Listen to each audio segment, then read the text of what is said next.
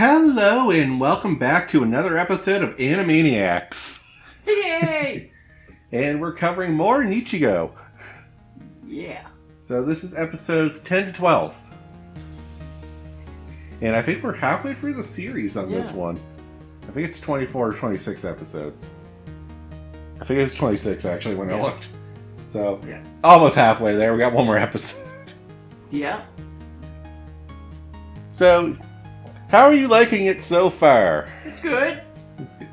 So, we were talking about this before the episode starts, that we really like the opening and ending credits songs. The ending credit songs is very peaceful, and the opening one is very energetic. Yeah. Which is a great way to start and end the show. Oh, yeah. You're all hyped for the show, and then you're winding down with a bit of peaceful music. Yeah. It's actually, I watched this show before I went to bed. Oh. So, yeah, it's a nice way to, like, a show to watch. It's like, okay, I'm super hyped to watch these. It's kind of funny. I get a few laughs out of it.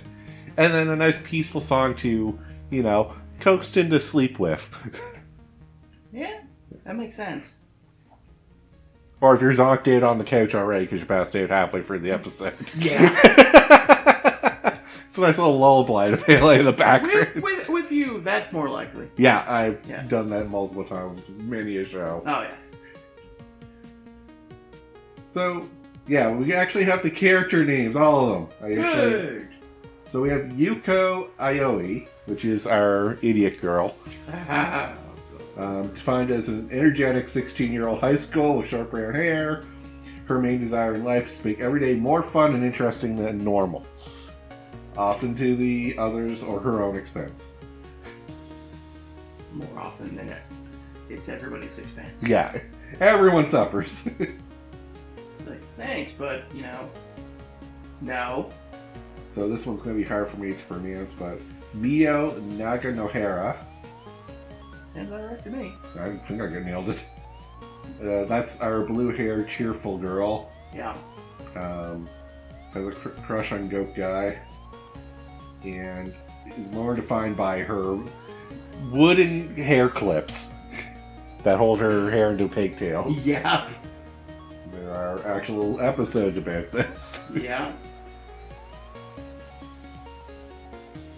And then the next one that we never named, because we never got the name, is Mai Kami, which is the quiet, intelligent girl. Who's also one hell of a prankster when you really think about it. Yeah. Just like we said in the last episode, or whatever. Yeah. Standing on top of the desk. Yeah, It's like, what the? So, yeah, we can go on and on, but this show is very weird. God, is it ever?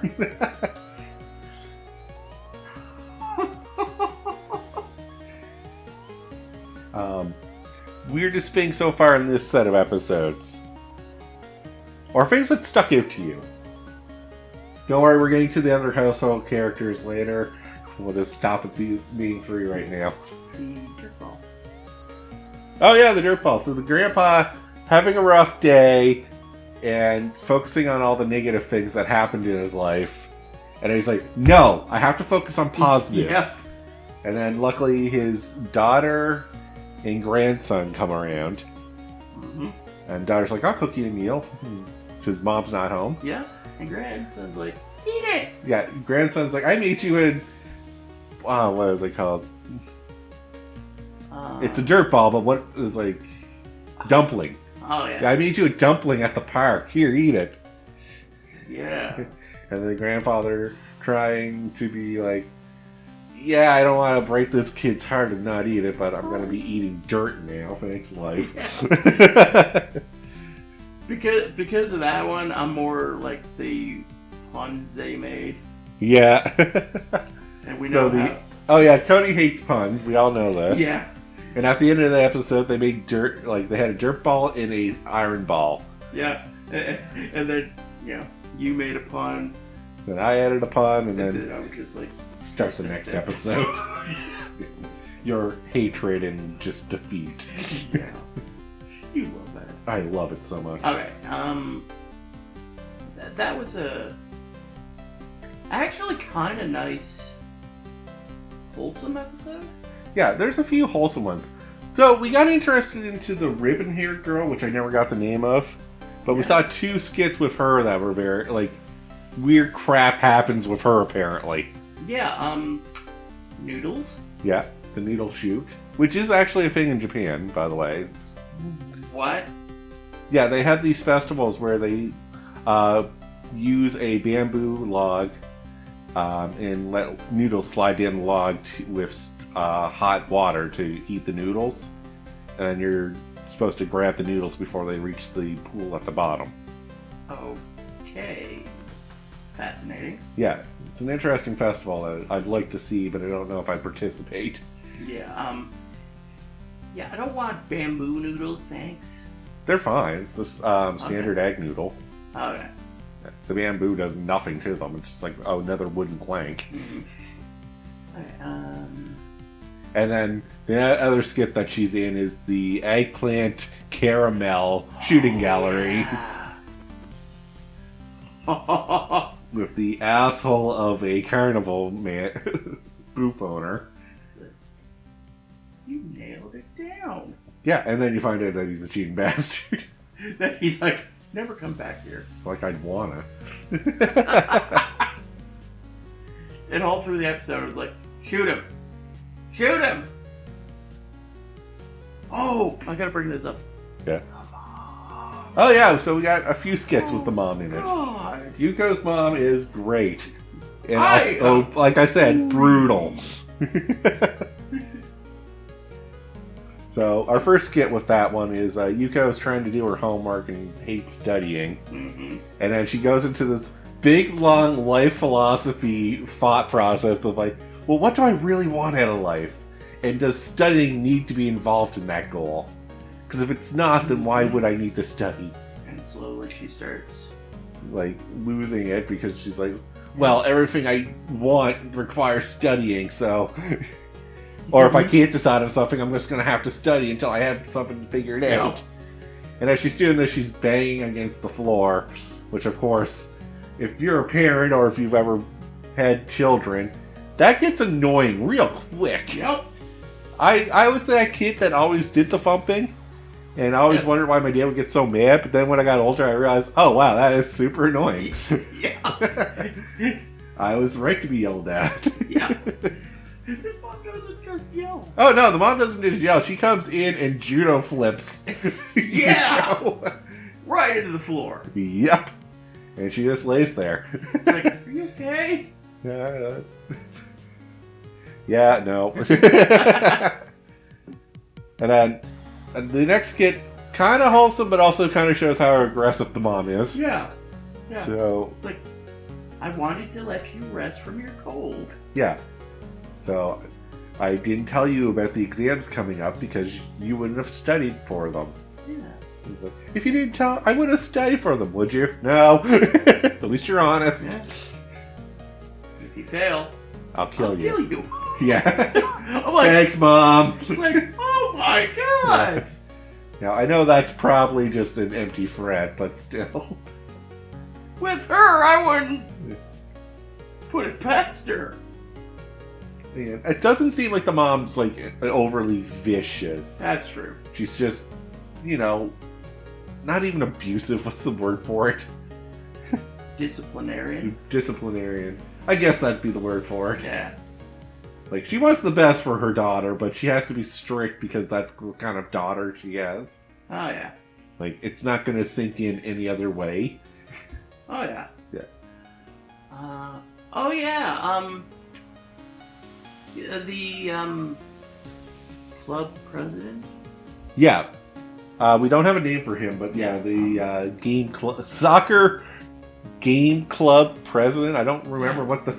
It's two things that just don't go together. Yeah. So, he's rich. Apparently he's super rich, because he takes a helicopter to school, and not only does he buy his friend an apple juice, he goes to an apple orchard, buys the apples, and gives him a juicer and the apples to make apple juice with. Wow. All throughout this series so far, I didn't know he was rich.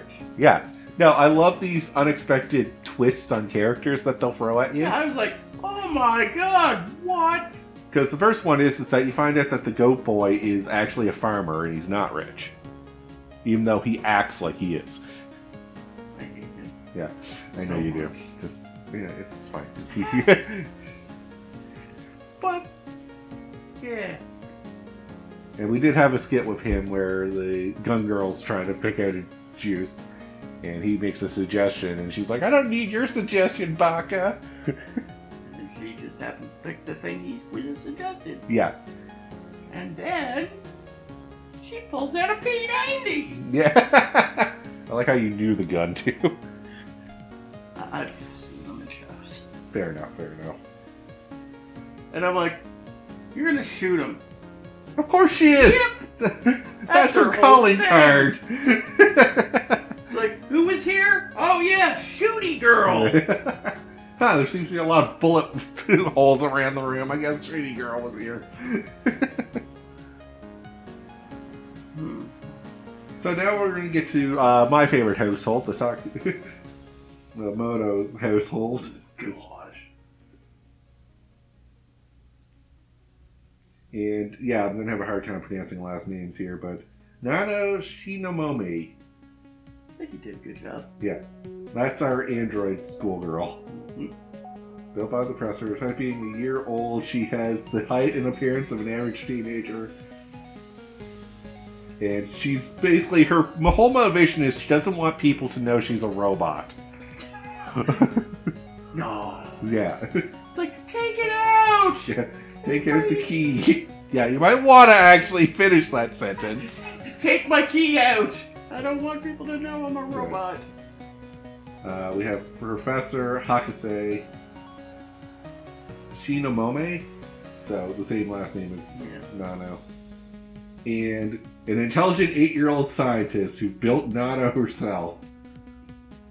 The only useful invention she's made thus far. Well, she made the super glue. A whole tub of super glue. Yeah, the super glue! We'll get to that Kevin. incident. Yeah. And Sakamoto the cat. Yeah. Those are the three in that household. Yeah. But yeah, I kind of like that skit because you kind of feel bad for Sakamoto. He tried to kill him. No, she didn't try to kill him, but she nearly accidentally killed him. I don't know, with all the things she does to him, I think she's trying to kill him. I think she's an 8-year-old child that doesn't understand a few things. Like, how, Breathing works on a cat. How... Let's not put glue on the floor. Yeah. Yeah, so the whole skit is that she makes a huge jug of freaking super glue. Yeah, her big idea is, I'm gonna prank everybody. Yeah, she's gonna spread it on the floor and everyone's gonna get stuck and it's gonna be hilarious. Except for me, because obviously I'm gonna not get stuck by my own trap.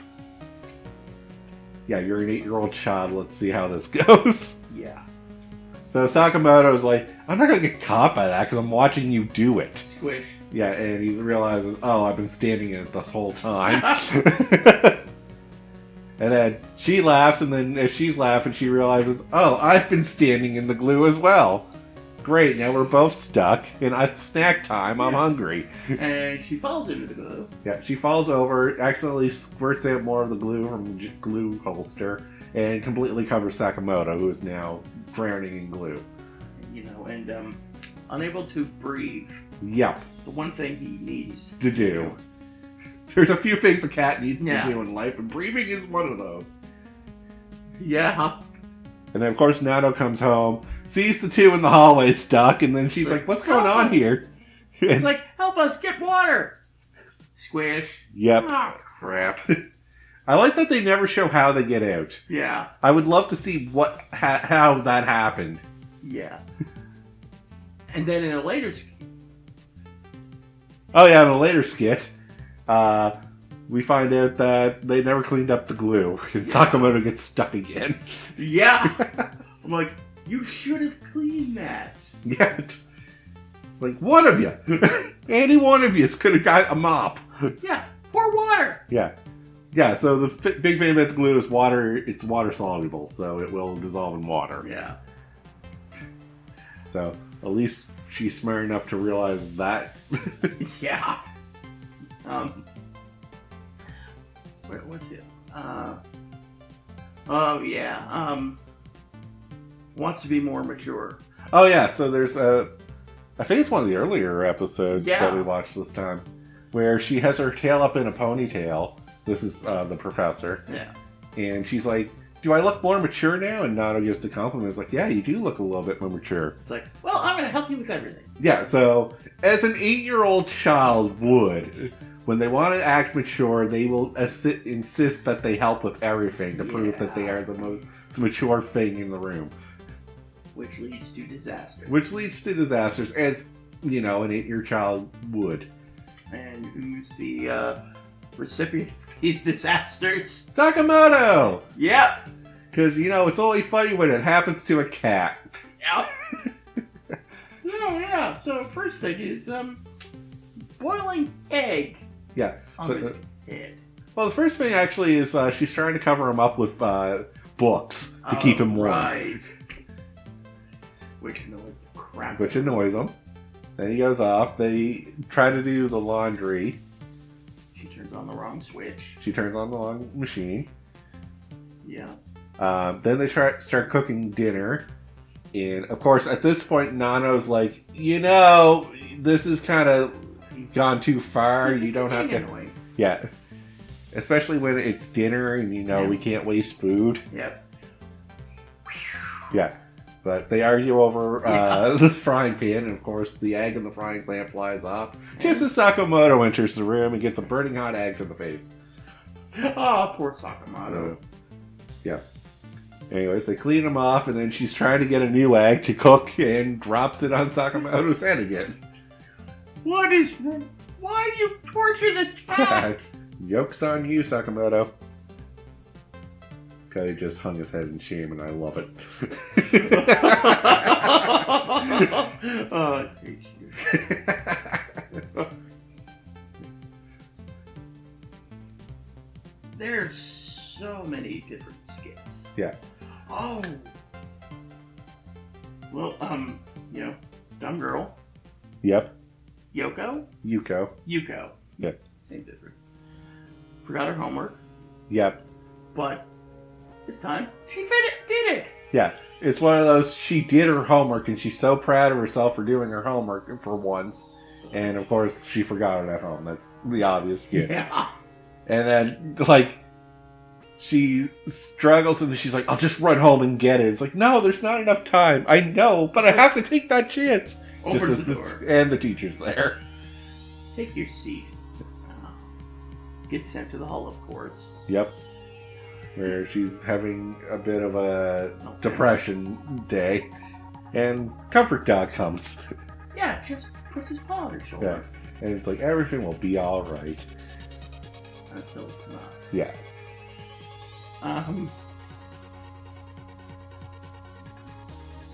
Then we've got her fishing.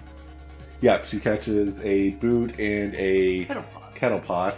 And she's like, wow, if I was going to catch interesting things, I would have brought my friends along. And then she leaves, and a giant peach floats in the river. Yeah. Weird. Yeah. Kind of a weird way to end that skit, but I kind of like it. Yeah. It's like, you know, you want something that will stand out as like if you just stood there for a few more minutes, you would have saw something awesome. Yeah. But you can't make it too awesome or out of the ordinary. So a giant peach isn't the worst thing. Yeah, it's true. It's unique enough, but it's not over the top. Yeah. And then we've got, there's another, oh yeah, the different types of games they play. Yeah. The, bouncy ball. Yeah, they have a super bouncy ball. And whatever card game they're So that's a card flip game, and I don't remember the name of it. But it's similar to remember Pogs? I was thinking that when I saw that. Yeah, game. I feel Pogs was inspired by this game. Probably. Because it's you slam the card down to flip over another card, and that's how you catch the other, or gather the other card. Okay. It's interesting. It's interesting, and I'd like to know more. Actually, it'd be kind of fun if I could get a hand on some sort of deck like that. Yeah, that'd be kind of Yeah. cool.